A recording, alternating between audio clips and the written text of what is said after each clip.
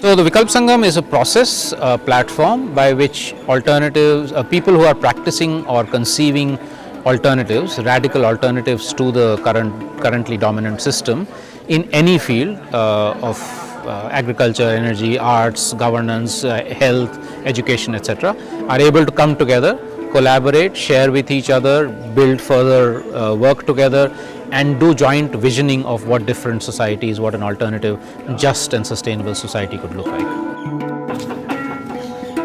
And when I say move, even if you're in the middle of the act, you just move.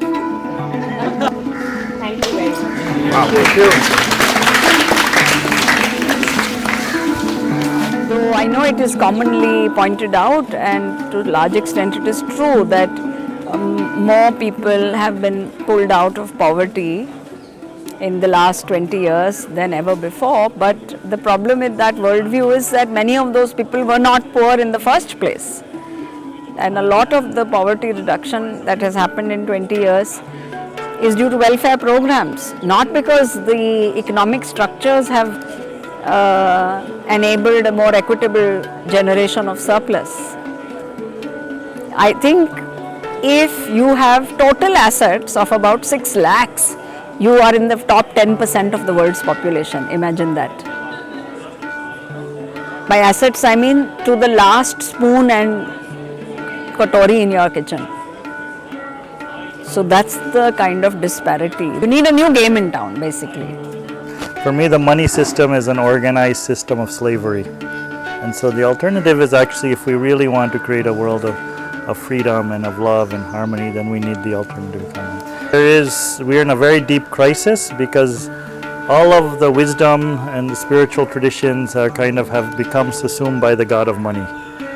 And so the value is actually to, in a sense, exercise that. The current system, if it was working fine, wouldn't make us feel so alienated, wouldn't make us feel so isolated and extracted. There's a statistic in the paper that came out recently that a handful of people, I forget how many, but a handful, have added $1.3 trillion to their wealth in the last 1 year. So essentially we have a economic system that is inherently unjust, and it's structured to be unjust. And therefore in the 70s and 80s, when we used to say that the rich are getting rich and the poor are getting poorer, everybody say, oh, you're on the loony left. But today, these are the statistics of the World Bank, this is the statistics of the IMF, this is the statistics of government. It's no longer the loony left. The rich are getting richer and the poor are getting poorer. There is no doubt about it. And the gap is becoming so huge that we cannot live in a world like this anymore. The second aspect of the issue about it is that the growth of a capital economy is very, or put it this way, that a capital economy has to grow because there is inflation and so on. And that growth is based totally, one way or the other, on natural resources. And so the resources are being depleted, that's being depleted at such an alarming rate. You know, we are doing in decades what hasn't happened in centuries.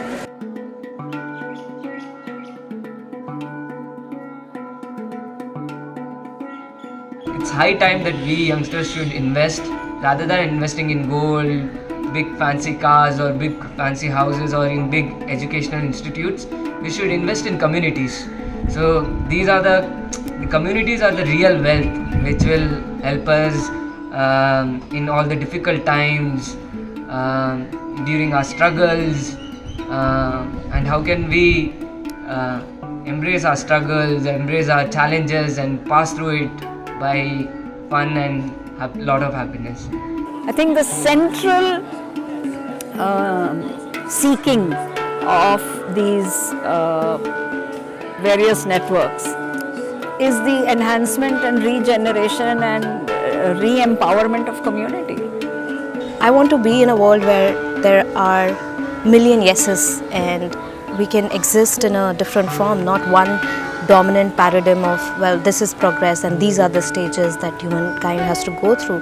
to be accepted, to be called developed, to be called progressed.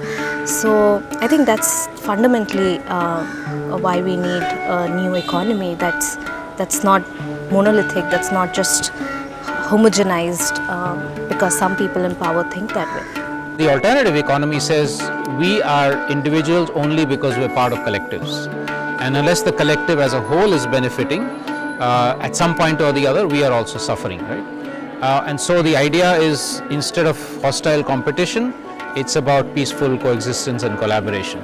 Instead of private property and everything, it's about the commons. How do we have things, ownership or custodianship of property, ideas, etc. in the commons. It's also about saying that there are so many people in society whose contribution to the economy is never valued. Women, children, right?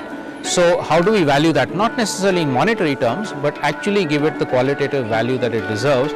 The acts of production, reproduction, the caring, the sharing, taking care of elderly, taking care of children, taking care of the house. So many things that so many people do who are never actually thought of as being economic producers, but they are in one way or the other.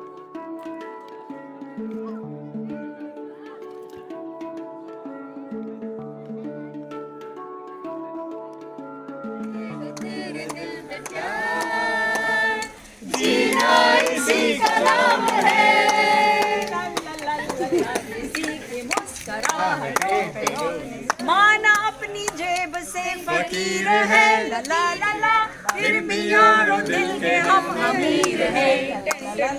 माना अपनी जेब से फकीर है, ला ला ला ला, फिर भी यारों दिल के हम अमीर है। ला ला ला, मेरे प्यार के लिए वो जिंदगी, जले बहार के लिए वो जिंदगी, किसी को हो ना हो हमें है एतबार, जीना इसी का नाम है। I like to believe in what Joanna Macy calls the great turning, that a few generations after us they will say, oh yeah, 2020, that was the year when people finally realized, and it became a massive movement to stop extracting, and they started caring more deeply and allowing themselves to care more deeply.